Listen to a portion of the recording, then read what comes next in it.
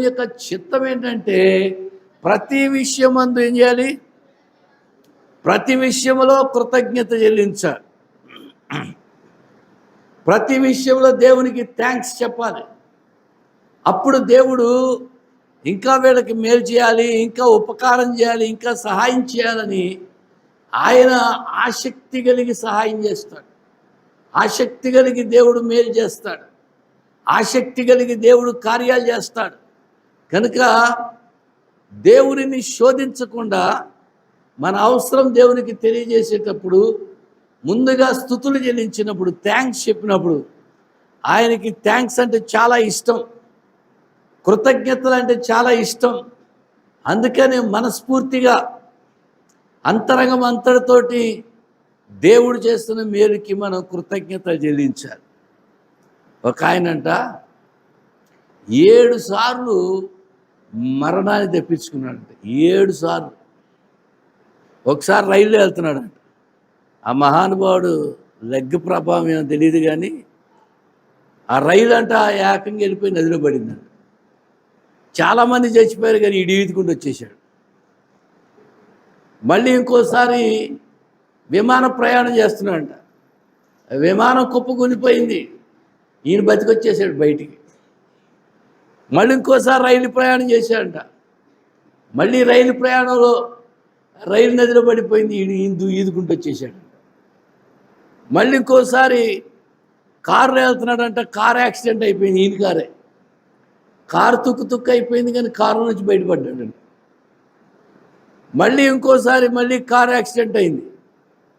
ఇలాగ 7 సార్లు మరణాన్ని తెప్పించుకున్నాడంట. ఎంత కృతజ్ఞత కలిగి ఉండాలి కదా.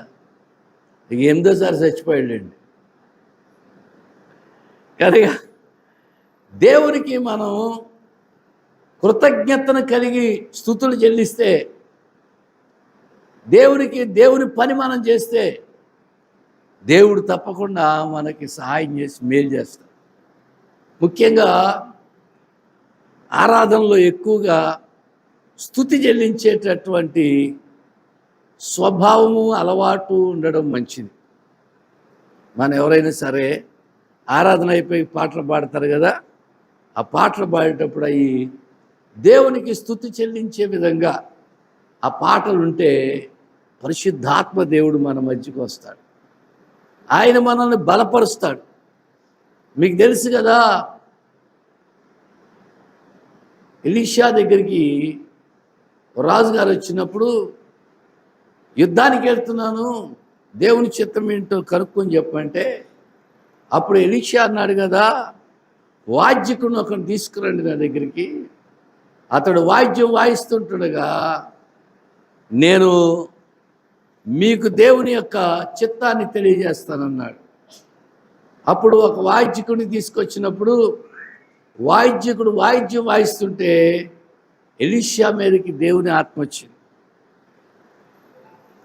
దేవుని ఆత్మ వచ్చి ఎలీషా దేవుని మాటలు చెప్పడం మొదలుపెట్టాడు.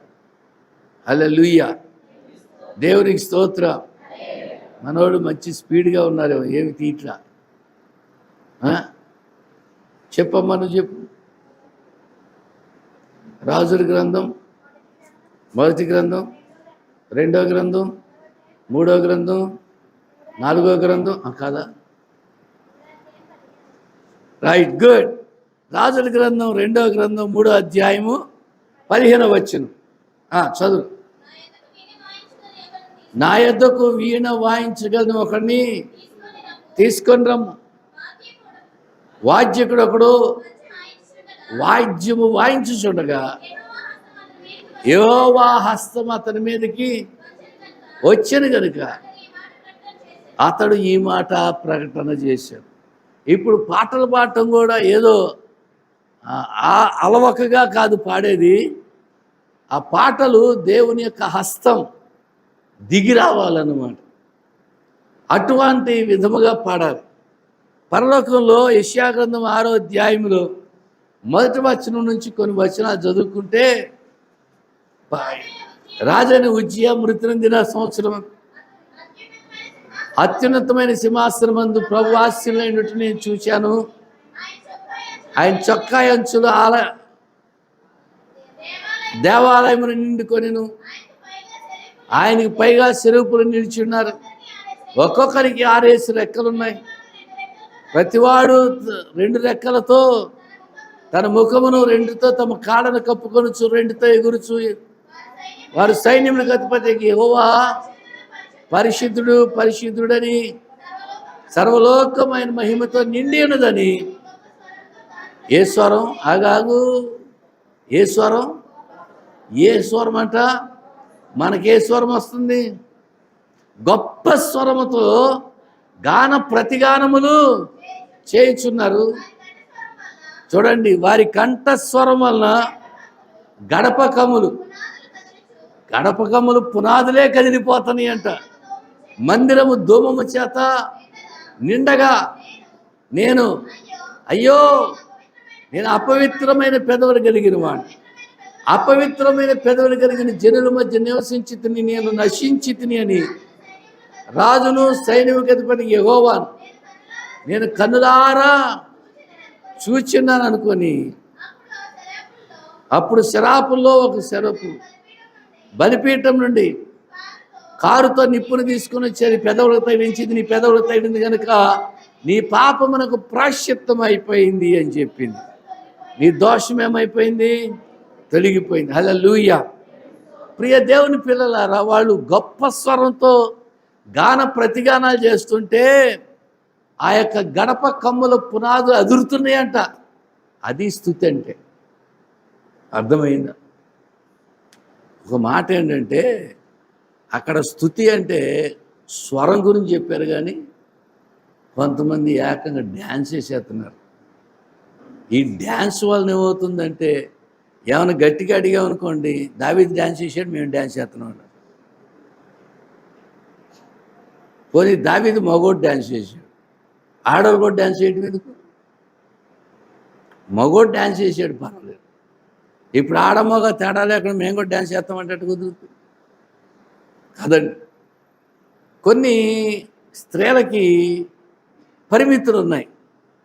ఆ పరిమితి దాటి వాళ్ళు చేయకూడదు. చేయగలిగిందల్లా ఏంటంటే కంఠస్వరం. ఈ కంఠస్వరం ఎలా ఉండాలి? గొప్ప స్వరంతో పాటలు పాడవచ్చు. చప్పట్లు కొట్టండి. అర్థమైందా? చప్పట్లు కొడితే చక్కగా ఆరోగ్యం అంట. ఈ రక్త ప్రసరణ బాగా జరిగి ఆరోగ్యం వస్తుంది. అసలు దేవుని స్తుతిస్తే ఆరోగ్యం అండి. దేవుని మనం స్తుతిస్తే ఆరోగ్యం. ఆరోగ్య రహస్యం మన దగ్గర ఉంది. కనుక యెహోవాను స్తుతించుట మంచిది, మహోన్నతుడా నీ నామమును కీర్తించుట, స్తుతించుట మంచిది, కీర్తించుట మంచిది. మరి ప్రార్థించుట మంచిదని రాయలేదు అక్కడ. తర్వాత రాశాడా? ప్రార్థించుట మంచిదని రా. ఎందుకంటే మనం కిరాణా పట్టి చూస్తాం కదా. ప్రార్థన చేయండి అమ్మా అంటే మొత్తం కిరాణా పట్టి ఏడ్చి మరీ చదివేస్తారు. చాలామంది ప్రార్థన చేస్తారు. దేవునికి స్తుతి మాత్రమే ఉండాలి.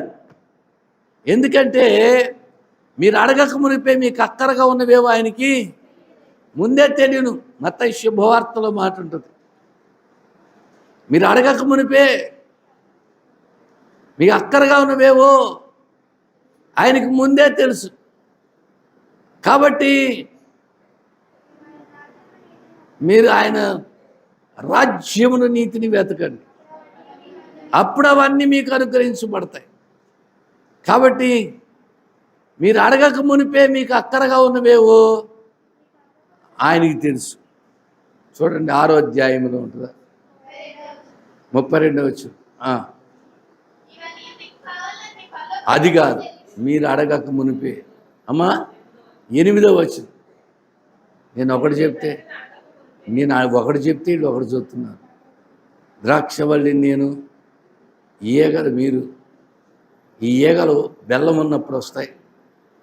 ఈగలకి గట్టిగా గాలి వస్తే ఎగిరిపోతాయి. ఈ ఈగలు వాటి యొక్క బ్రతుకు కాలం ఎక్కువ లేదు. ఎందుకంటే ఈగలు కాబట్టి ఈగల మీద చెప్పాలి. అలా తయారయ్యారు. నన్ను ఫాలో అవ్వాలండి. నేనేమంటున్నాను, మీరు అడగక మునిపే అని అంటే ఇవన్నీ మీకు కావాలని. చదువు 8వ వచనం.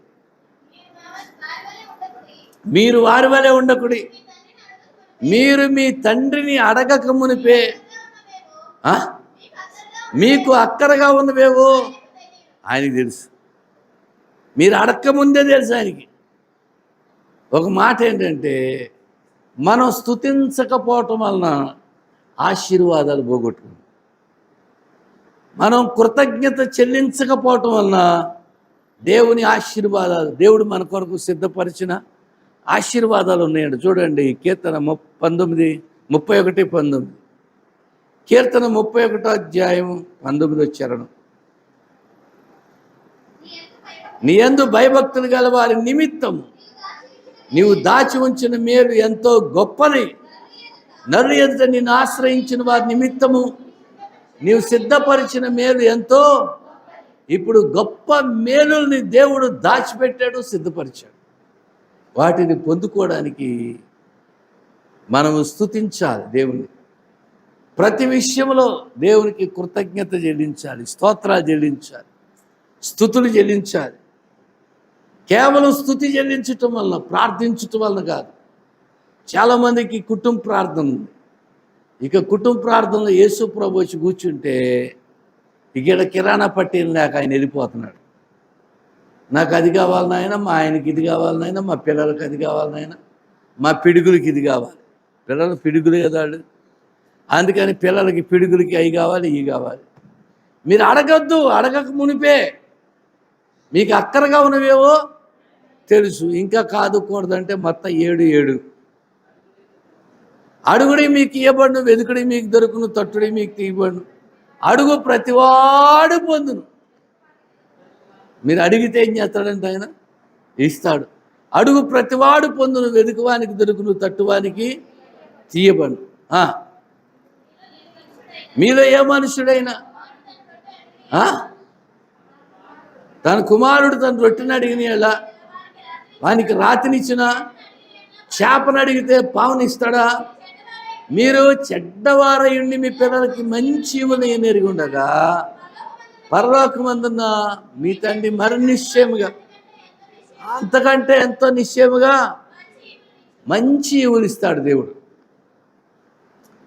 ఈ లోకంలో మనం 2 విషయాలు గుర్తుపెట్టుకోవాలి. ఒకటి ఏమిటంటే, మొట్టమొదటిగా ఆత్మ సంబంధంగా మనం అభివృద్ధి పొందాలి. ఆత్మ సంబంధంగా. అందుకే యోహాను పత్రికలో అంటాడు, ప్రియుడా నీ ఆత్మ వర్ధిల్లుచున్న ప్రకారం అన్ని విషయాల్లో వర్ధిల్లుచు సౌఖ్యంగా నీ కొరకు ప్రార్థిస్తున్నాను. నీ ఆత్మ వర్ధిల్లాలి, నువ్వు దేవుల్లో వర్ధిల్లాలి, పాటలు పాడడంలో వర్ధిల్లాలి, వాక్యం చదవడంలో వర్ధిల్లాలి, దేవుని మందిరానికి రావడంలో వర్ధిల్లాలి, అన్ని విషయాల్లో వర్ధిల్లుతుండాలి. మందిరానికి పెందలకాడ రావాలి. పెందలకాడ వచ్చి మనకి ఇచ్చిన అవకాశం, మనకు దొరికిన అవకాశం. పోనీ మందిరం శుభ్రంగా లేదు, చీపురెట్టుకొని తుడు. లేదు మందిరం బాగలేదు, చీపురెట్టు శుభ్రం చేయి. దేవుని కృపను బట్టి మీకు ఆ పని లేకుండా పోయి మందిరం ఎప్పుడు కూడా చక్కగా శుభ్రంగా ఉండే అవకాశం దేవుడు ఇచ్చాడు. చక్కటి మందిరాన్ని ఇచ్చాడు దేవుడు. హల్లెలూయా. అసలు ఇంత చక్కటి మందిరాన్ని బట్టి దేవుని ఎంతో స్తుతించాలి కదా. నేను అనుకుంటా ఉంటా ఎప్పుడు కూడా, ఇదే మందిరం మార్టెర్లో కానీ ఉంటే అసలు ఒకడు కూర్చోడానికి కూడా ఖాళీ ఉండకుండా ఉండేది. అది కూర్చోడానికి ఖాళీ ఉండేది కాదు, మీకేమైనా పడుకోవడానికి ఖాళీ ఉంది. ఏకంగా అంత ఖాళీ ఉంది మీకు. మీరు ఎటువంటి వాళ్ళు అంటే జాగ్రత్త పరులు అనమాట. కాళ్ళు చాసుకోవడానికి కాళ్ళు, ఎందుకంటే ముడుచుకుని ఉండలేక ఎక్కువగా ముసలోళ్ళం అయిపోయాం. మోకాల్లో గుజ్జు లేదు, గుజ్జు. అందుకని ఏం చేస్తారు, ఎప్పుడు కాళ్ళు చాపుకుందామా అని చూస్తారు. అందుకని స్థలం పెట్టుకుంటారు. కాళ్ళు చాపుకోవటానికి, వీపు ఆనుకోవడానికి అన్నీ కూడా జాగ్రత్తలు తీసుకుంటారు. దేవుని పిల్లలారా, మందిరాన్ని ప్రేమిస్తే దేవుని ప్రేమించినట్టే. దేవుని ప్రేమించేవాళ్ళు మందిరాన్ని ప్రేమిస్తారు. మందిరాన్ని ప్రేమించడం అంటే ఆరాధనకి ముందు రావటం, పెందలకాడ రావటం, అది దేవుని ప్రేమించటం. ఆలస్యంగా రావటం కాదు, పెందలకాడ రావటం. మనకి ఇవ్వబడిన అవకాశం, మనకివ్వబడినటువంటి అవకాశం, దేవుడు కొంతమందికి కొన్ని అవకాశాలు ఇస్తాడు. ఇప్పుడు ఆరాధన క్రమంలో కొంతమందికి ఆ స్తుతులు చెప్పే అవకాశం, ఆ కీర్తనలు చెప్పే అవకాశం దేవుడు ఇస్తాడు, బైబిల్ చదివే అవకాశం ఇస్తాడు. అది నమ్మకంగా చేసినప్పుడు ఆశీర్వాదం.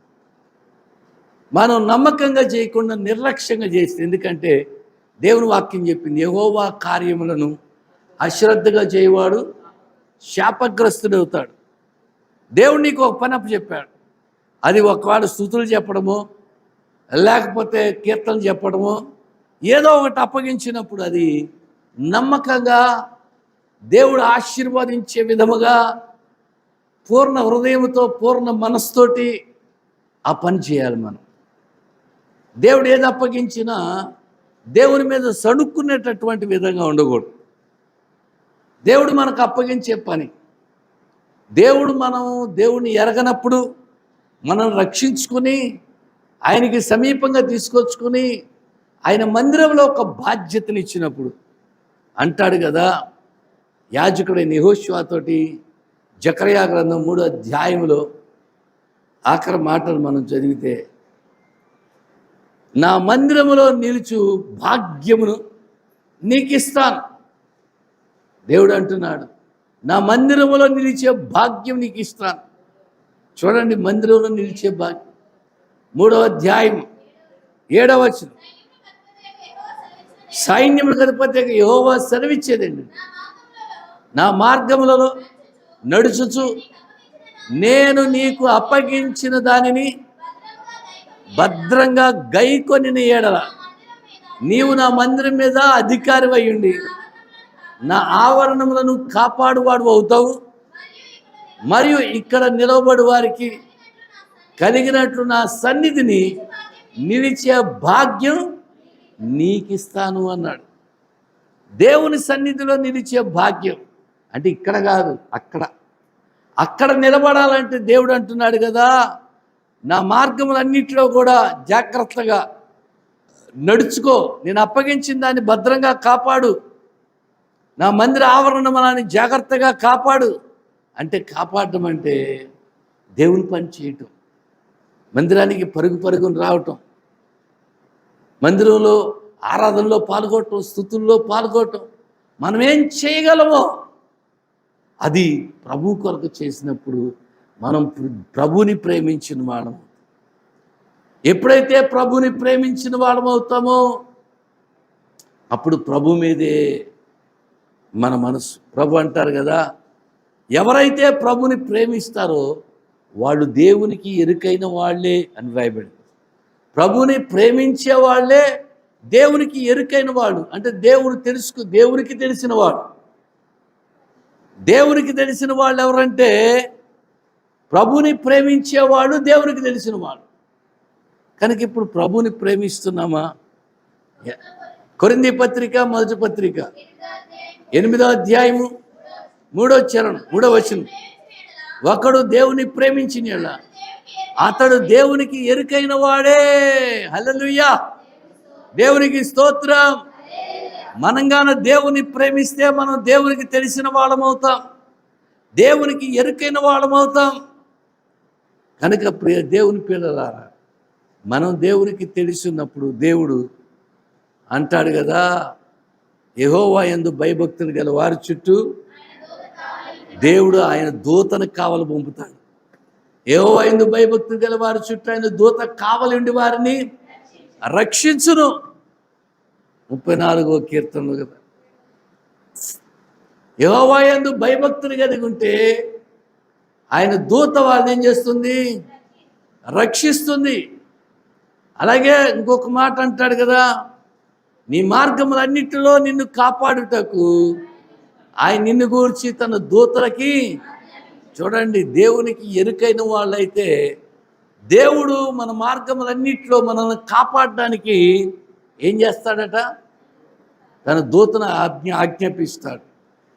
బిలాము మార్గములో దూత కాపాడడానికి రాలా. బిలాం మార్గంలో ఎవరు వచ్చారు? మరణదూత వచ్చింది. బిలాం మార్గంలోకి మరణదూత కత్తి పట్టుకుని వచ్చింది. సాగిలు పడ్డప్పుడు చెప్పాడు, జాగ్రత్త, నేనేం చెప్తాను అదే చెప్పాలి, అంతేగాని ఇష్టం వచ్చినట్టు చెప్పకూడదు అని బిలాంకి హెచ్చరిక చేయబడి. మన మార్గంలో ఏ దూత మనకి ఎదురుగా వస్తుందో మనం తెలుసుకునే పరిస్థితి ఉండనప్పుడు ప్రమాదం. దేవుని యందు భయభక్తులు కలిగి ఉంటే ఆయన తన దూతలకు ఆజ్ఞాపిస్తాడు. ప్రియ దేవుని పిల్లలారా, మనము ప్రభు పట్ల ఆసక్తి కలిగి ప్రభుని ప్రేమించేవాడు ఉండాలి. ఇదే ఉదాహరణకి ఎవరికైనా పెళ్లి కార్డు ఇచ్చి పెళ్ళికి రమ్మని పిలిచారు. పెళ్ళి 10 గంటల కంటే మీరు ఎన్ని గంటలకు వెళ్తారు? 12ంటికి వెళ్తారు. అంటే మీరు పెళ్ళికి వెళ్ళే రకమా, భోజనానికి వెళ్ళే రకమా? అది కథ. అంతా ఫుడ్డే, అన్నంతా ఫుడ్ టైపే. కానీ దేవుని ప్రేమించి ఆ పెళ్ళికి వెళ్దాం అని పెళ్ళి కొరకు వెళ్ళేవాడు తక్కువ. వీళ్ళు కావాలంటే చూడండి, తిరిగి వచ్చేటప్పుడు, ఏమే నీకు ఎన్ని మొక్కలు పడ్డాయి, నీకు మాంసం కూర వేసారా, నా దగ్గరికి వచ్చారు మాంసం కూర అయిపోయింది. నీవు పెళ్ళికి వెళ్తే ఈ మాటలన్నీ ఎందుకు వస్తాయి? ఆడు ఊడిపేసినా తినొచ్చేయాలి, మామిడి చెక్కలు వేసినా తినొచ్చేయాలి. వీళ్ళు చాలా తెలివి కలిగిన వాడు, వివేకం కలిగిన వాడు. అక్కడ మంగళసూత్రం కడతానే ఉంటారు, కట్టకముందు వెళ్ళిపోయి లైన్లో కూర్చుంటారు భోజనానికి.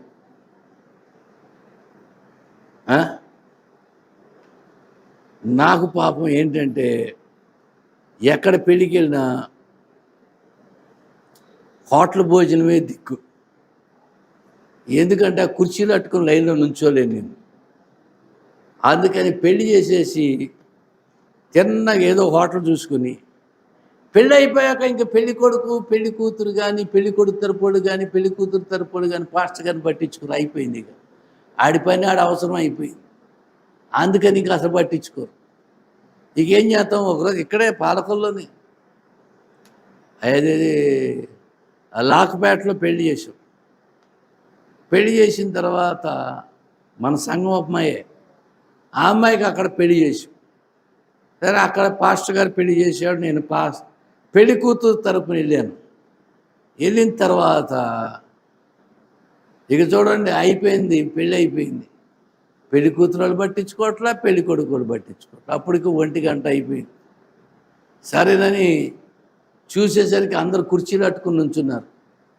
నా వల్ల కాదు ఈ కుర్చీలు అట్టుకోవటం అని వెంటనే ఇక పాస్టర్ గారు నేను బయలుదేరి ఇక్కడెక్కడ హోటల్కి వెళ్ళాం. ఆ హోటల్లో భోజనం లేదన్నాడు. మళ్ళీ చచ్చినట్టు ఇంటికి వెళ్ళాం. అప్పుడు పాస్టర్ గారు గబగబా అన్నం కూరండి, ఏదో టమాటా కూర వండి పెట్టేసింది. అప్పుడు అనిపించింది అనమాట, మాకు పెళ్లి భోజనం అలా ఉంటుంది. హల్లెలూయా, దేవునికి స్తోత్రం. కాబట్టి దేవుడు ఈ సంబంధం ఖాయం చేసుకోమన్నాడు అన్నప్పుడు చేసుకున్న కుటుంబాలు ఉన్నాయి. ఇవాళ బ్రహ్మాండంగా ఉన్నారు, కోటీశ్వరులు అయిపోయారు. డబ్బు, ఫుల్ డబ్బు. అసలు మొన్న హైదరాబాద్ వెళ్ళినప్పుడు ఆ అమ్మాయి ఇంటికి వెళ్ళా. వాళ్ళు సంబంధం తీసినా కానీ ముందు ప్రార్థన చేసి, దేవుడు అన్నాడు ఈ సంబంధం ఖాయమైపోద్ది అన్నాడు. వాళ్ళతో చెప్పా ఈ సంబంధం ఖాయమైపోద్ది అని. అయ్యి బాబోయ్ మేము తోగలేమండి అన్నారు. మీరు తూగుతారో తోగలేరో నాకు అనవసరం, దేవుడు ఈ సంబంధం ఖాయం చేసుకోమని చెప్తున్నాడని చెప్పేసి, అలాగే నేనే మధ్యలో ఉండి మాట్లాడి ఆ అమ్మాయికి ₹1,00,000 కట్నం ఇప్పించాను. ₹1,00,000 కట్నం ఇచ్చారు వాళ్ళు, అమ్మాయి. అమ్మాయి బట్టలకి అబ్బాయి వాళ్ళు 70,000 ఇచ్చారు. ఇంతకీ వెరసి ఎంత ఇచ్చినట్టు వీడు? 30,000తో పెళ్లి చేశారు. ఓన్లీ 30,000. 30,000తో పెళ్లి చేశాయి. మొన్న వెళ్ళి హైదరాబాద్ వాళ్ళ ఇంటికి వెళ్ళా. ఎంత మంచి ఇంట్లో పెట్టాడంటే దేవుడు. ఇప్పుడు ఆమె అక్కడ సండే స్కూల్ నడిపిస్తుంది. చక్కగా సెటిల్ అయిపోయింది హైదరాబాద్లో. సండే స్కూల్ నడిపిస్తుంది, చక్కగా కుటుంబంలో ఉంటా ఉంది. ఇప్పుడు అంటది అమ్మాయి, అయ్యగారు మీరు చెప్తే అప్పుడు నాకు అర్థం కాలేదు కానీ ఇప్పుడు అర్థమవుతుందండి. అసలు వాళ్ళు కాలు కింద పెట్టే పరిస్థితి లేదు. అంత చక్కటి సదుపాయం సౌకర్యం దేవుడిచ్చాడు ఆ అమ్మాయి. కోట్ల రూపాయల ఆస్తులు, ఇద్దరే కొడుకులు, కూతుళ్ళు లేరు వాళ్ళకి, కోడలే కూతుళ్ళు. అంత చక్కటి ఆస్తి ఇచ్చాడు. నేను చెప్పినప్పుడు అనుకుంటారు కదా, పాస్టర్ గారికి ఏం తెలుసులే, మనం వద్దంటేనే నేను చేసుకోమంటాడు, ఏం చేసుకుందామంటే వద్దంటాడు ఈయన అనుకుంటారు. కానీ దేవుడు దాచి ఉంచిన ఆశీర్వాదం మాట వినకపోవటం వల్ల పోగొట్టుకుంటుంది. అందుకే చెప్తా ఉన్నాను కదా, నేను చెప్పినప్పుడు ముఖ్యంగా పెళ్ళిళ్ళ విషయంలో, పెళ్లి విషయంలో దేవుని ఇష్టానికి వదిలిపెట్టేయండి. అర్థమైంది? ఒకసారి ఇక్కడే పాలకొల్లో పెళ్లి సంబంధం వచ్చింది. నన్ను కేకేశారు, బ్యాంకులో పనిచేస్తున్నాను, పరుగున భోజనం టైంకి వచ్చాను. ఒక గంట అరగంట టైం భోజనం టైంకి వచ్చి పెళ్లి చూపులో చూస్తాను. పెళ్లి కొడుకు ఏడి అన్న, ఇంతలాగునున్నాడు, ఎంత ఎత్తునున్నాడు. ఆడి చూసి నేను అంటున్నాను, పెళ్లి కొడుకు ఏడు అంటున్నాను. ఇది ఈయన అయ్యో పెళ్లి కొడుకు తండ్రి అనుకున్నాను, నేను అనుకున్నాను అని బయటకు వచ్చి మెల్లగన్నా నీ పెళ్లి సంబంధం వద్దని చెప్పాను. అంటే వింటారన్నమాట. అవతలకి వెళ్ళిన తర్వాత పెళ్లి ఖాయం చేసుకున్నారు. తర్వాత ఆ కుర్రాడు గురించి ఎంక్వైరీ చేస్తే ఆ ఊళ్ళో వాళ్ళు అన్నారంటే ఆడి తప్ప ఇంకెవడు దొరకలేదు మీకని. దెబ్బకి పెళ్లి క్యాన్సిల్ అన్నారు. ఆడంటాడు, ఎవడరా నువ్వు క్యాన్సిల్ చేయటానికి, ఎవరిని?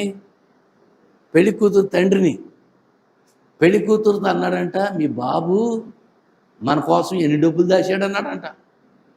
దాంతో ఈడకి బుర్ర గిరుక్కుని తిరిగిపోయింది.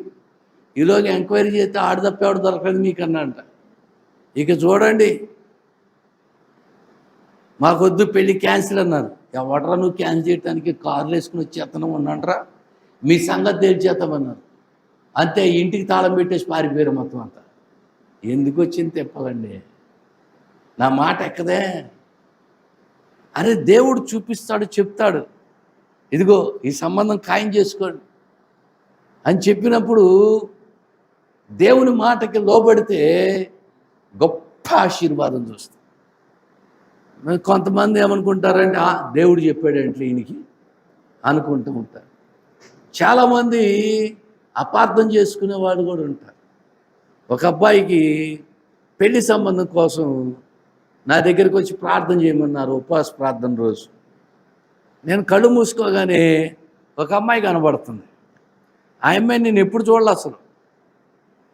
కోల ముఖం వేసుకుని తెల్లగా ఉంది అమ్మాయి, చక్కగా ఉంది.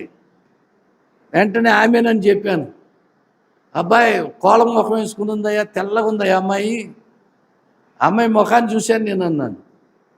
వీళ్ళు అపార్థం చేసుకుని ఏదేదో అనుకున్నారు. నాకు చెప్పకుండా సైలెంట్గా వెళ్ళిపోయారు పెళ్లి చూపులకి. పెళ్లి చూపులు అయిపోయింది, నిశ్చితార్థానికి కేకేశారు నన్ను. అది పెళ్లి చూపులు చేసుకున్నారు. నాకు ఆతృత ఏంటంటే, ఆ అమ్మాయి నేను ఆల్రెడీ చూశాను, ఇప్పుడు ప్రత్యక్షంగా చూడబోతున్నాను. ఆ అమ్మాయా కాదా, ఆతృతకి వెళ్ళాను నేను. ప్రియ దేవుని పిల్లలారా, ఆ నిశ్చితార్థం రోజున ఆ అమ్మాయిని నడుచుకుంటూ వస్తుంటే నా హృదయం ఉప్పొంగిపోయింది. నేను ఏ అమ్మాయినైతే చూశానో నా ప్రత్యక్షతలో ఆ అమ్మాయి నడుచుకుంటూ వస్తుండేసరికి నాకు ఆనందం అయిపోయింది. ఎంత సంతోషం అయిపోయిందంటే, ఇప్పుడు ఆ దేవుని కృపను బట్టి ఆ జంట మంచి ఆశీర్వాదకరంగా ఉన్నారు. కనుక ఏదేదో అనుకుంటారు కానీ ప్రతి విషయం ప్రభు చెప్తారు. ఆ కృపను దేవుడిచ్చాడు. దేవుడు ఆ కృపనిచ్చి ప్రతి విషయంలో, ఉద్యోగాలకు వెళ్ళే వాళ్ళకి కూడా దేవుడు చెప్తాడు, వచ్చేద్ది ఉద్యోగం చెప్పు అన్నాడు అనుకో, వచ్చేద్దని. ఒకవేళ హాస్పిటల్ ఎవరైనా ఉన్నారనుకో సీరియస్ కండిషన్లో, వాళ్ళ గురించి ప్రార్థన చేస్తుంటే దేవుడు చెప్తాడు, ఎవరు అబ్బాయి ఏం పర్లేదని చెప్పు అన్నాడు. ఏం పర్లేదని అన్నాం అనుకో, తెల్లారిపాటికి డిశ్చార్జ్ అయిపోయి హ్యాపీగా వచ్చేస్తారు. ఒకసారి ఇలాగే ఒక ఆయన వాళ్ళ అమ్మగారిని, వాళ్ళ నాన్నగారిని, వాళ్ళ అమ్మగారిని, వాళ్ళ అత్తగారిని హాస్పిటల్లో పెట్టారు. పెడితే నేను అన్నాను ప్రార్థన చేద్దాం, ఆలోచిద్దామని. అంతకుముందు వాళ్ళ అమ్మగారిని ఎవరిని పెట్టారు హాస్పిటల్. ఏం పర్లేదు మీ అమ్మగారికి అన్నాను, ఆరోగ్యంతో వచ్చేసింది. మీ అత్తగారి గురించి ఆలోచిద్దాం, ప్రార్థన చేద్దాంలే అన్నాను, చచ్చిపోయింది. అప్పుడు ఆయన అంటాడు, నాకు ముందే తెలుసండి, మీరేమన్నా ప్రార్థన చేద్దామన్నారు మా అత్తగారి విషయంలో, మా అమ్మగారి విషయంలో ఏం పర్లేదు అన్నారు. అందుకే మా అమ్మ ఆరోగ్యంతో వచ్చింది, మా అత్తగారు చచ్చిపోయినట్టు. ప్రియ దేవుని పిల్లలారా, దేవుని కృపది, నా గొప్పతనం కాదు. మీకోసం ప్రార్థన చేస్తున్నప్పుడు భారం కలిగి దేవుడు అటువంటి గొప్ప కార్యాలు చేస్తాడు. అద్భుతాలు ఎన్నో చూశా. ఆయన చెప్పిన మాట నెరవేర్చిన సంగతులు, సందర్భాలు ఉన్నాయి. వద్దు అన్నప్పుడు ఎంత గొప్ప విషయమైనా ఆగిపోవాలి. కానీ ముందుకెళ్ళండి, ప్రభు తోడై ఉంటాడన్నప్పుడు తప్పకుండా ఆ పని సాఫీగా జరిగిపోతుంది. కనుక ప్రియ దేవుని పిల్లారా, దేవుడు మన క్షేమాన్ని కోరే దేవుడు. మనం ఏ ఆశీర్వాదమైనా సరే అది మన క్షేమాన్ని ఇవ్వాలి, అది మనకి రక్షణకరమైనది ఉండాలి. కొన్ని ఉద్యోగాలు ఉంటాయి ప్రమాదకరమైన, అవి ఎందుకు దేవుడు ఇస్తాడు? అలాంటి నష్టం తెచ్చే ఉంటాయి, చివరికి ప్రాణాలకే ముప్పు తెచ్చే ఉంటాయి. మన ఈ మధ్యకాలంలో మీరు చదివారో లేదో, ఒక అమ్మాయి బర్త్డే ఫంక్షన్కి అని వెళ్ళింది వైజాగ్లో. ఆ హోటల్ రూమ్లో తీసుకెళ్ళి నలుగురు ఆమెను చంపేశారు. ఆమె చేత ఫోన్ చేయని చెప్పించారు, అమ్మా నీకు లేట్ అయిపోద్ది, మీరు తిని పడుకోండి, నేను వస్తాను. ఆమె చేత చెప్పించారు అన్నమాట ఫోన్లో. నిజమే అనుకుని వాడు శుభ్రంగా నిద్రపోయారు. ఈ అమ్మాయిని కొట్టి చంపేశారు. క్షేమమా బర్త్డే ఫంక్షన్కి వెళ్ళటం? అందుకే ఆడపిల్లలకి నేను అస్సలు ఇలాంటి పర్మిషన్స్ ఇవ్వను. ఎవరు బర్త్డే ఫంక్షన్ అయినా, మీ ఫ్రెండ్ అయినా ఎవరైనా సరే, నో, బర్త్డే ఫంక్షన్కి వెళ్ళటానికి ఆడపిల్లలు వీల్లేదు. వినబడుతుందా? ఆడపిల్లకాయలు అక్కడ ఎవరు, నీ పక్కన ఎవరు? నిమ్మి, ఆ పక్కన పెదపొట్టి, రైట్. అందరికీ చెప్తున్నా, అక్కడ బ్లెస్సియా,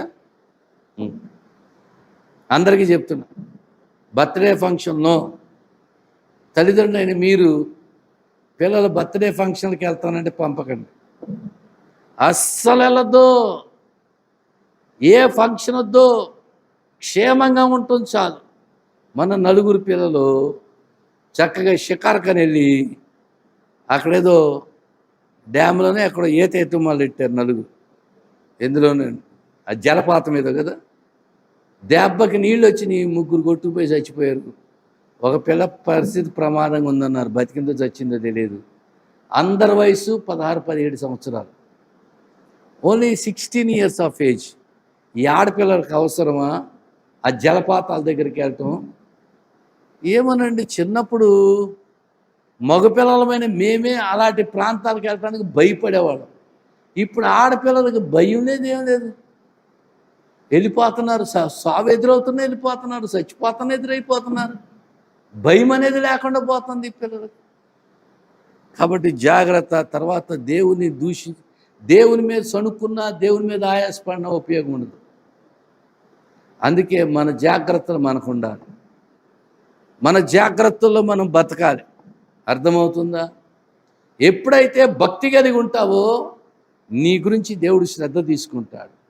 ఆమేన్, హల్లెలూయా, హల్లెలూయా, దేవునికి స్తోత్రం, హల్లెలూయా. ఎప్పుడైతే నీవు దేవుని యందు భయభక్తులు కలిగి దేవుని ఆత్మానుసారంగా నడుచుబడతావో, చూడండి అంటాడు కదా గలతీ పత్రికలో, ఆత్మానుసారంగా నడుచుకున్నట్లయితే శరీరేచ్ఛలను నెరవేర్చు. గలతీ పత్రిక 5వ అధ్యాయం 16వ వచనం. నేను చెప్పేది ఏంటంటే ఆత్మానుసారంగా నడుచుకోండి, అప్పుడు శరీరం యొక్క ఇచ్చలను నెరవేర్చరు. రోమా పత్రికలో 8వ అధ్యాయంలో ఆత్మానుసారంగా శరీరానుసారంగా నడుచుకునేవాళ్ళు, ఆత్మానుసారంగా నడుచుకునే వాళ్ళ గురించి చెప్పబడింది.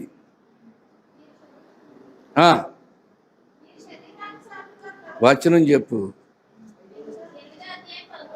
8వ అధ్యాయం 13వ వచనం. మీరు శరీరానుసారంగా ప్రవర్తిస్తే చావవలసిన వారై ఉన్నారు. ఆత్మచేత శారీరక క్రియలను చంపితే మీరు బతుకుతారు. దేవుని ఆత్మచేత ఎందరూ నడిపించబడతారో వాళ్ళందరూ దేవుని కుమారులు. ఎన్నో వచనం అది చదవలే మరి. దేవుని ఆత్మచేత ఎందరూ నడిపించబడుదురో. గుర్తుపెట్టుకోండి, దేవుని ఆత్మచేత నడిపించబడాలి. మన ఇష్టం వచ్చినట్లుగా నడవకూడదు. దేవుని ఆత్మచేత నడిపించబడితే దేవుని కుమారులను పడతాం, దేవుని పిల్లలం అనబడతాం. దేవుని ఆత్మచేత మనం ఎక్కడికి వెళ్ళినా నడిపించబడాలి. అందుకే దేవుడు చెప్తూ ఉంటాడు, దేవుని కృప ఏంటంటే దేవుడు అనేక విషయాలు నాకు బోధిస్తూ ఉంటాడు. ఆయన చెప్పినట్టుగా పరిగెడుతూ ఉంటాం. ఒక విషయం ఏంటంటే గుర్తుపెట్టుకోండి, మీరైనా సరే దేవుని చిత్తంగాను చేశారనుకోండి, అనారోగ్యాలు ఉండవు, పారిపోతాయి. నూతన బలం వస్తుంది. యెహోవా కొరకు ఎదురు చూచువారు నూతన బలం పొందుతారు. వారు పక్షిరాజు వలె రెక్కలు చాపి పైకి ఎగురుతారు, అలయక పరిగెడతారు, సంవత్సరాలకు నడిచిపోతారని యెషయా గ్రంథంలో రాయబడింది. కనుక ప్రియ దేవుని పిల్లలారా, గుర్తుపెట్టుకోండి, దేవుని పని చేయటానికి సిద్ధంగా ఉన్నవాడు దేవుని మాటకి లోబడితే జబ్బులుండవు, అనారోగ్యాలు పారిపోతూ ఉంటాయి. ప్రియ దేవుని పిల్లలు గుర్తుపెట్టుకోండి. కనుక ఎక్కువగా స్తుతి చెల్లించండి, ప్రార్థన చేయకండి. గుర్తుపెట్టుకోండి, ఏం చేయాలి? Thanks God. దేవునికి థ్యాంక్స్ చెప్పడం అన్నమాట. We give thanks to God. ఆయన చేసే మేలును బట్టి దేవునికి పక్షులు కిలకిల రావాలతోటి అవి దేవుణ్ణి స్తుతిస్తూ ఉన్నాయి పొద్దున్నే. మనం అప్పటికి ఇంకా లెగవనండి, కడు నలుపుకుంటా నిద్రలేసి వంటగదిలోకి వెళ్ళి పొయ్యంక చూసి పొయ్యి ముట్టించి ఆ టీ సుక్క కోసం టీ పెట్టుకుంటాం తప్ప దేవుణ్ణి స్తుతించరు. మీరు చాలామందికి టీ తాగే అలవాటు ఉంది కదా, ఉందా లేదా? మానేస్తారా? మగోళ్ళు మందు మానేయమంటే ఎంత కష్టమో, టీ మానేయమంటే మీరు బొవ్వెట్టకపోయినా పర్ల, కానీ మాకు టీ మానేయమంటే మాత్రం టీ మాన. ప్రియ దేవుని పిల్లలారా, అన్నిటి యందు నాకు స్వాతంత్రం ఉంది, కానీ అన్నీ కాబట్టి కొన్ని మానేయాలంటే ఆరోగ్యానికి అది మంచిది కాదంటే మానేయాలంటే మానేయచ్చు కదా, అది మీ ఇష్టంలేండి. కనుక టీ తాగడం మంచిదే, కాఫీ తాగడం మంచిదే, ఎవరికి ఏది మంచిది అనిపిస్తే దాన్ని. ప్రియ దేవుని పిల్లలారా, ఏమైనప్పటికీ ఒక మాట గుర్తుంచుకోండి, దేవుని ఆత్మచేత ఎందరూ నడిపించబడుదురు. అందరు చెప్పండి గట్టిగా, దేవుని ఆత్మచేత ఎందరూ నడిపించబడుదురు వారందరూ దేవుని కుమారులు అనబడుదురు. దేవుని ఆత్మచేత ఎందరూ నడిపించబడతారో వారందరూ దేవుని కుమారులని పిలువబడతారు. హల్లెలూయా, ఆమేన్, స్తోత్రం, హల్లెలూయా, దేవునికి స్తోత్రం, హల్లెలూయా, హల్లెలూయా, హల్లెలూయా, దేవునికి స్తోత్రం. ప్రియ దేవుని పిల్లలారా, దేవుని ప్రేమించేవాడు. ఇప్పుడు ఒక మాట చెప్తా, పౌలు గారు దేవుని ప్రేమిస్తే ఆయన ఏం చేస్తాడు? మందిరానికి ఏం చేయగలరో అది చేస్తాడు. చక్కగా స్విచ్ బోర్డులు బిగించారు చూడండి కదా.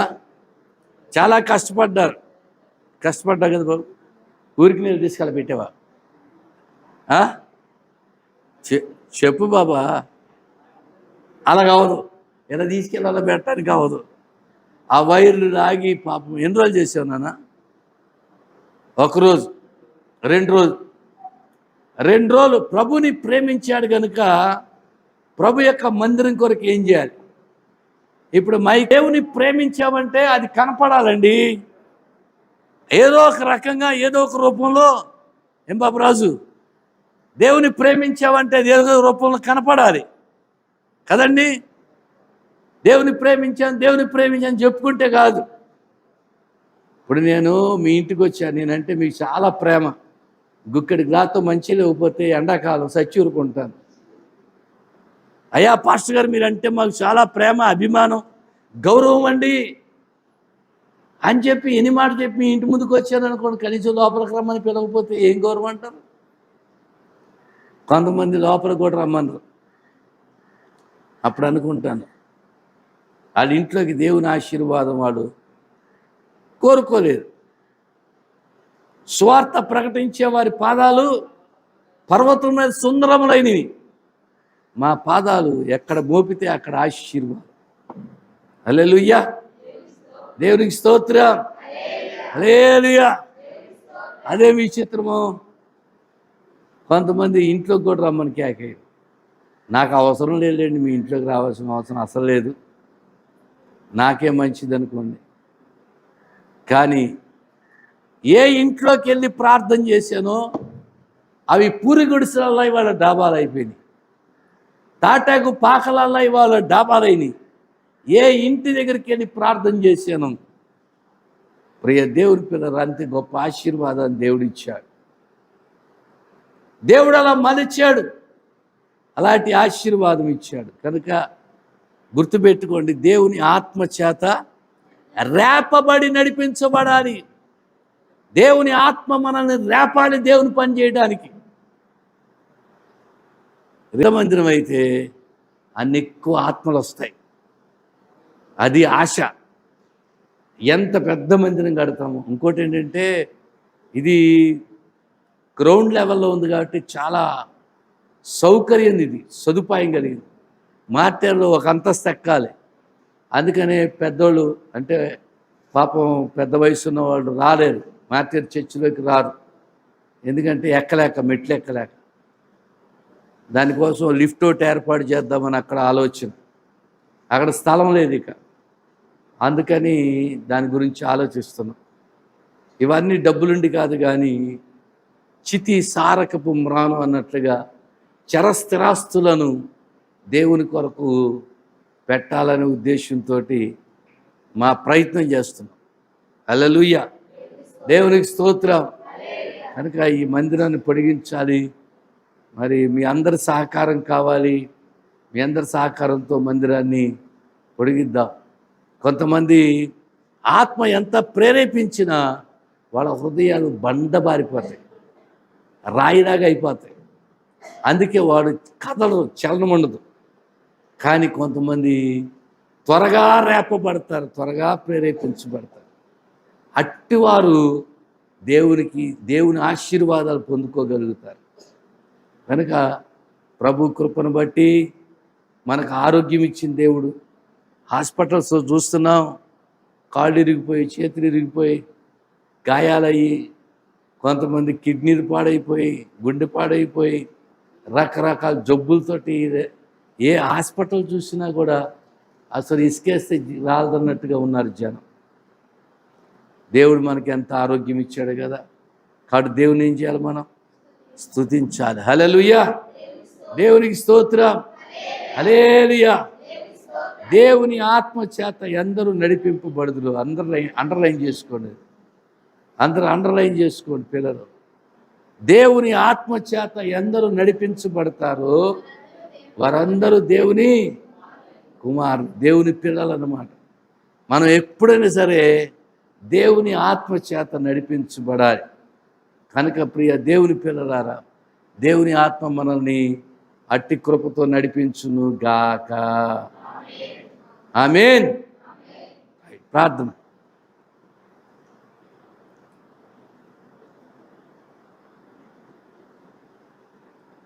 సర్వశక్తియు మిక్కిలి ప్రేమ కలిగిన పరిశుద్ధుడా, నాయన యెహోవాను స్తుతించుట మంచిది. మహోన్నతుడా, నీ నామమును స్తుతించుట, కీర్తించుట మంచిది. స్తుతి చెల్లించటం మంచిది, కీర్తించటం మంచిదని మీ వాక్యంలో సెలవిచ్చారు. మీ ఆత్మచేత ఎందరూ నడిపించబడతారో వాళ్ళు ప్రభువా నీ కుమారులుగా పిలువబడతారన్నారు. మీ ఆత్మే మమ్మల్ని నడిపించబడగలుగుటకు సహాయం చేయండి. మీ ఆత్మే మమ్మల్ని నడిపించగలుగుట కృప చూపండి.